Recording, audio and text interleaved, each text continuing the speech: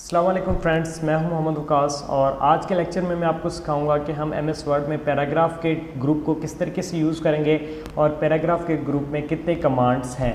तो सबसे पहले मेरे चैनल को लाइक करें, सब्सक्राइब करें और बेल आइकॉन पर प्रेस करना ना भूलें। तो आइए चलते हैं अपनी क्लास की तरफ। अपने लैपटॉप में आप जो है एमएस वर्ड को ओपन कर लें। लैपटॉप या कंप्यूटर में एमएस वर्ड को आपने ओपन कर लेना है। इस तरीके से एमएस वर्ड को ओपन करने का तरीका मैंने आपको सिखाया था। तो एमएस वर्ड को हमने ओपन कर लिया है और उसके बाद आज हम सीखेंगे पैराग्राफ का ग्रुप के पैराग्राफ में ये जो कमांड है ये किस तरीके से इस्तेमाल कर सकते हैं।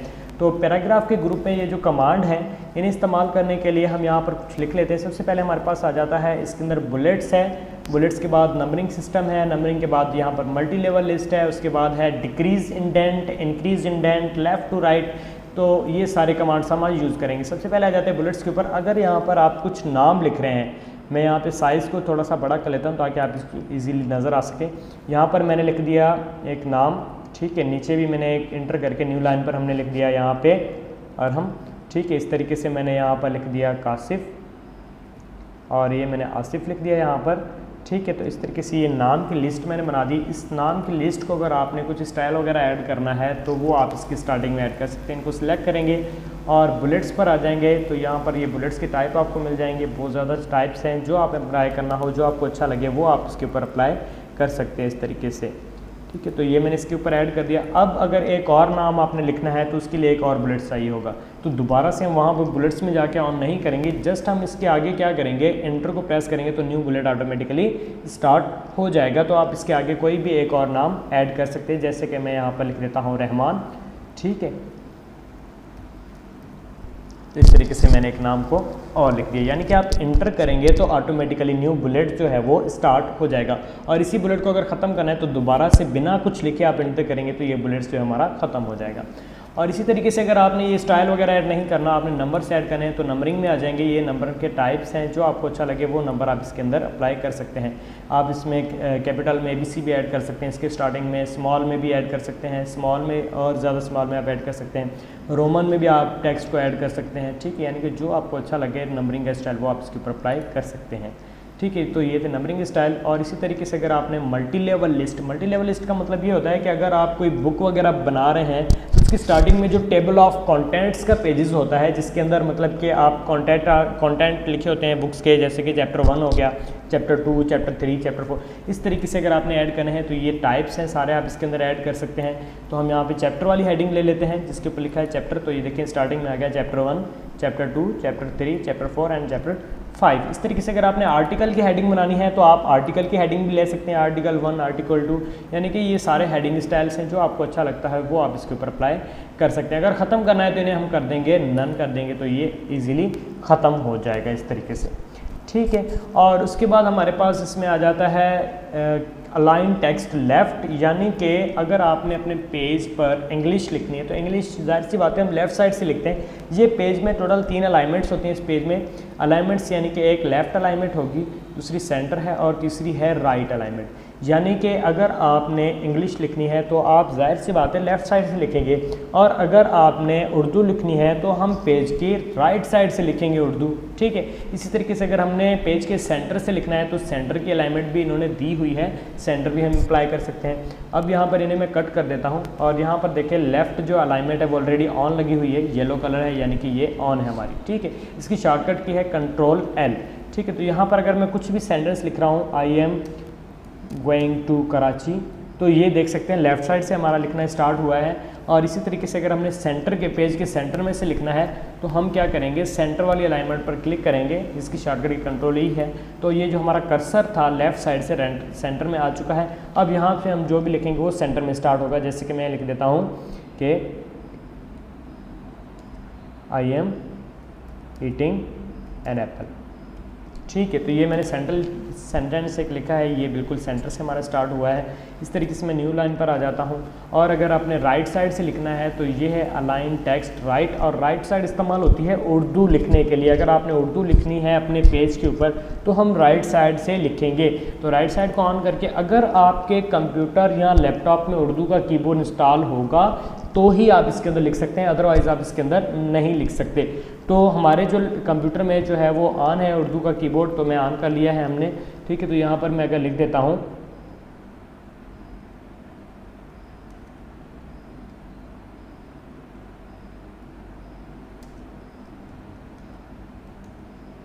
मैं कराची जा रहा हूँ। तो देखिए ये मैंने उर्दू में एक सेंटेंस लिख दिया है, तो ये सेंटेंस हमारा लिखा गया राइट साइड से। यानी कि टोटल पेज में 3 अलाइनमेंट्स हैं।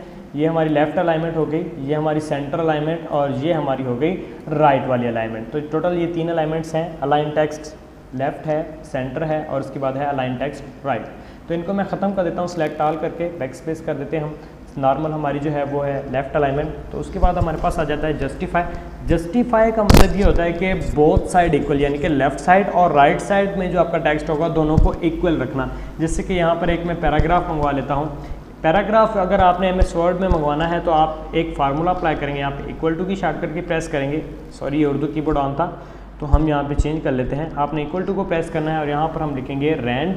शिफ्ट को प्रेस करके आपने 9 एंड 0 करना है और इंटर कर देंगे। तो ये जो पैराग्राफ यहाँ पर आप देख रहे हैं ये हमारा यहाँ पर आ चुका है ये पैराग्राफ। ठीक है, तो इस पैराग्राफ का साइज़ में सेलेक्ट ऑल करके, कंट्रोल A सेलेक्ट ऑल करके इस पैराग्राफ का जो साइज़ है वो मैं यहाँ से श्रिंक फॉन्ट कर देता हूँ, यानी कि कम कर देता हूँ ताकि आपको क्लियरली नज़र आ सके। तो ये जो पैराग्राफ है ये देख सकते हैं मैंने जब सिलेक्शन किए तो इस साइड से लेफ़्ट साइड की इसकी सिलेक्शन बिल्कुल इक्वल हुई है और लेकिन राइट साइड वाली जो सिलेक्शन है वो थोड़ी सी आगे पीछे है। तो इसको भी इस साइड से इक्वल करने के लिए हम जस्टिफाई अप्लाई करेंगे और जस्टिफाई की शॉर्टकट की है कंट्रोल J। जस्टिफाई के टाइप से इसमें जस्टिफाई भी कर सकते हैं, जस्टिफाई लो भी कर सकते हैं, मीडियम भी कर सकते हैं और हाई भी कर सकते हैं। जो आपको अच्छा लगे वो जस्टिफाई अप्लाई कर सकते हैं। तो देखिए इस साइड से भी ये जो हमारा सिलेक्शन है वो बिल्कुल इक्वल हो चुका है। तो ये था जस्टिफाई। उसके बाद है लाइन स्पेसिंग। अगर लाइन्स के बीच में अगर आपने स्पेस ऐड करना है कुछ लाइन्स के बीच में तो आप स्पेस ऐड कर सकते हैं। जैसे कि ये कुछ लाइनें लिखी हुई हैं, इनके बीच में अगर हमने स्पेस को ऐड करना है इन लाइन्स के बीच में तो इनको मैं सिलेक्शन कर लेता हूँ और लाइन स्पेसिंग में आ जाए। तो ये देखिए इस तरीके से इन लाइनों के बीच में आप स्पेस ऐड कर सकते हैं। कितना स्पेस इन लाइन्स के बीच में आ चुका है। ठीक है, ये देखिए ये नॉर्मल और ये इनके अंदर हमने लाइन स्पेस ऐड किया। रिमूव करना है तो नॉर्मल जो लाइन स्पेस होता है वो होता है 1.15। अगर ज़्यादा ख़त्म करना है तो आप 1.0 कर दें तो ये बिल्कुल साथ में आपस में लाइन्स जो है मिल जाएंगी। ठीक है, तो ये था लाइन स्पेस। और उसके बाद आ जाता है हमारे पास इसमें शेडिंग। अगर आपने शेडिंग अप्लाई करनी है, यहाँ पे मैं इसे सिलेक्ट ऑल करके बैक स्पेस कर देता हूँ। यहाँ पर एक मैंने सेंटेंस लिख लिया है, पाकिस्तान इज़ आवर कंट्री। ठीक है, और दूसरा सेंटेंस मैं यहाँ पर लिख लेता हूँ, आई एम फ्राम पाकिस्तान। ये दो मैंने सेंटेंस यहाँ पे लिख लिया है। पहला सेंटेंस है पाकिस्तान इज़ आवर कंट्री। अब इस सेंटेंस को अगर सिलेक्ट करके मैं इसके ऊपर शेडिंग अप्लाई करता हूँ तो ये शेडिंग जो है वो पूरी लाइन को हमारी को अप्लाई हो जाएगी। ये जो हमारी लाइन है पूरी कंप्लीट, इसके ऊपर ये शेडिंग जो देखिए इस तरीके से अप्लाई हो जाएगी। कोई भी आप एक शेडिंग स्टाइल उठा लेंगे, देखिए मैंने शेडिंग स्टाइल ब्लू लिया है तो ये पूरी लाइन तक हमारी आ चुकी है। ठीक है, एक मैंने इसी तरीके से आपको पढ़ाया था कि हाईलाइट जो हम पीछे करते हैं, ये हाईलाइट पूरी लाइन को नहीं आता, ये सिर्फ जहाँ तक आपका टेक्स्ट होगा उसी तक ही अप्लाई होगा। देखिए मैंने यहाँ पे एक हाईलाइट कलर ले लिया तो ये पूरी लाइन को नहीं आ रहा है, सिर्फ जहाँ तक हमारा टेक्स्ट है वहीं तक ही अप्लाई हुआ है। ठीक है, तो इस तरीके से अगर आपने इनको ख़त्म करना है सिलेक्ट कर लें टेक्स्ट को और यहाँ पर आपको मिल जाएगा नो कलर, तो आपने नो कर दिया। इसको भी हम नो हाईलाइट कर लेते हैं तो यहाँ पर ये नो हाईलाइट हो। तो ये था हमारा शेडिंग। उसके बाद आ जाता है टेक्स्ट बॉर्डर। अगर आपने बॉर्डर अप्लाई करना है अपने टेक्स्ट के ऊपर तो फिर से मैं वो सेम पैराग्राफ मंगवा लेता हूँ। उस पैराग्राफ के लिए आपने क्या करना है, इक्वल टू को प्रेस करना है, रैंड लिखना है RAND और small bracket start small bracket over आपने करनी है। तो इस तरीके से हम इंटर कर लेते हैं। पैराग्राफ हमारा आ चुका है। अब इस पैराग्राफ के ऊपर अगर आपने बॉर्डर अप्लाई करना है तो हम कैसे अप्लाई करेंगे इस पैराग्राफ के ऊपर बॉर्डर। तो हमने इस टेक्स्ट को छोटा कर लिया ताकि आपको बॉर्डर इजीली नज़र आ जाए। तो बॉर्डर के भी काफ़ी टाइप्स हैं। पहला है बॉटम बॉर्डर, सिर्फ बॉटम में जैसे आप करेंगे देखिए ये बॉटम में आपका जो बॉर्डर है वो अप्लाई हो चुका है। उसके बाद इसमें आ जाता है टॉप बॉर्डर। तो ये टॉप साइड पे बॉर्डर हमारा जो है वो अप्लाई हो चुका है। ये लाइन आपको नज़र आ रही होगी। ठीक है, ये बॉटम हमने अप्लाई किया था और वो है टॉप वाला, जो टॉप में भी आ चुका है। उसके बाद हमारे पास क्या है इसके अंदर, उसके बाद है इसके अंदर हमारे पास लेफ़्ट साइड वाला बॉर्डर। तो ये लेफ़्ट साइड पे अप्लाई हो चुका है। ठीक है, और उसके बाद अगर आपने राइट साइड पे अप्लाई करना है तो राइट साइड पे भी आप इसका बॉर्डर जो है वो अप्लाई कर सकते हैं। ये देखिए हमारे टेक्स्ट को जो है कम्प्लीटली वो जो है एक बॉर्डर अप्लाई हो चुका है। अब अगर इसे आप सिलेक्ट ऑल करके नो बॉर्डर कर देते हैं तो ये बॉर्डर जो है वो ख़त्म हो जाएगा। नो बॉर्डर हमने किया, ये बॉर्डर जो है इसके ऊपर से ख़त्म हो चुका है। और उसके बाद इसके अंदर क्या है, इसके अंदर ऑल बॉर्डर का ऑप्शन है, यानी कि आउटसाइड पे तो बॉर्डर आएगा ही और इनसाइड में यानी कि इसके अंदर भी बॉर्डर आ जाएगा आपका। ठीक है, ये था हमारा ऑल बॉर्डर। दोबारा से हम इसे नो कर देते हैं। और उसके बाद है इनसाइड बॉर्डर। अगर सिर्फ आपको इनसाइड में चाहिए तो इनसाइड यानी कि अंदर वाला, तो इनसाइड वाला ले सकते हैं। ठीक है, ये थे बॉर्डर के टाइप्स। आई होप आप लोगों को समझ में आ गए होंगे। तो अच्छा, उसके बाद हमारे पास क्या आ जाता है, इसे मैं बैक स्पेस करके ख़त्म कर देता हूँ और बॉर्डर को हम कर देते हैं नो, ताकि बॉर्डर अप्लाई ना हो। ठीक है, तो ये चीज़ें आप लोगों की क्लियर हो गई।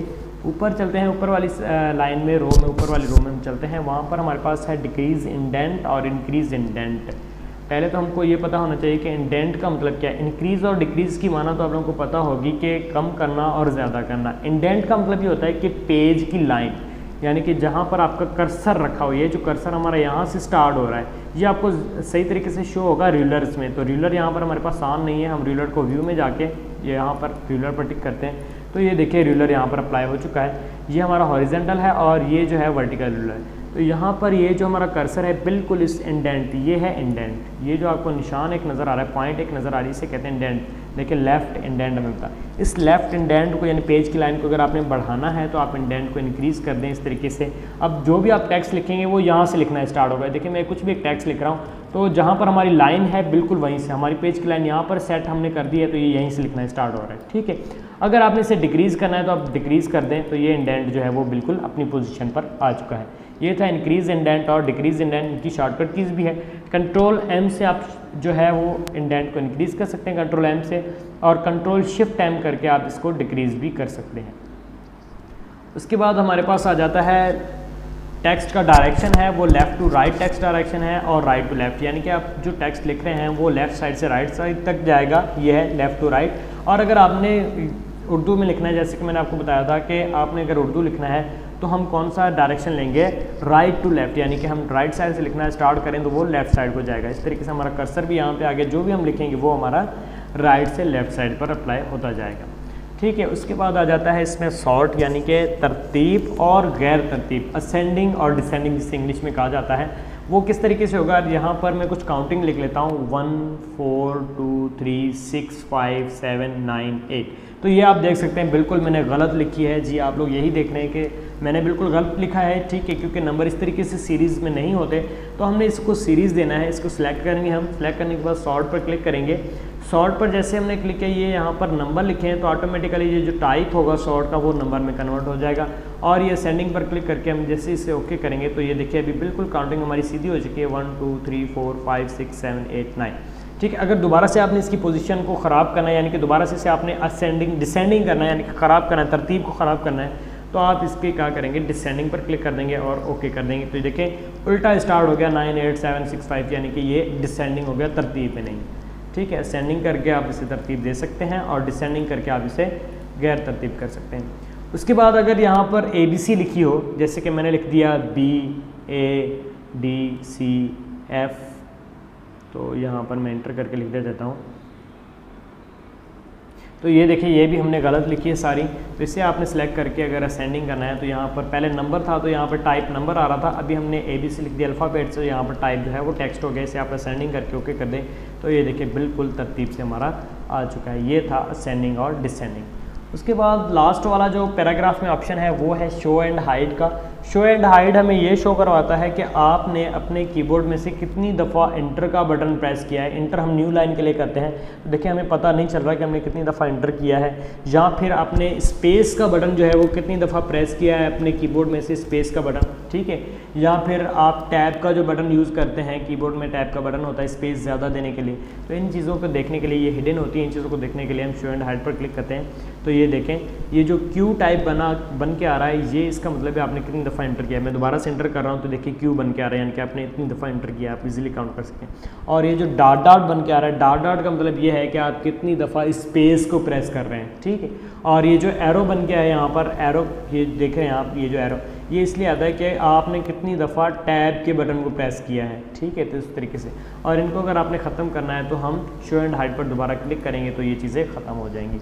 आई होप कि मेरा आज का लेक्चर आपको अच्छे तरीके से समझ में आया हो, और आज के लेक्चर में जो शॉर्टकट कीज़ अप्लाई हमने की हैं वो मैं नीचे डिस्क्रिप्शन में दे दूंगा, तो उन्हें अच्छे तरीके से अपनी कॉपी पर नोट डाउन कर लेना है। इंशाल्लाह हम मिलेंगे अपनी नेक्स्ट वीडियो में, तब तक के लिए अल्लाह निगहबान।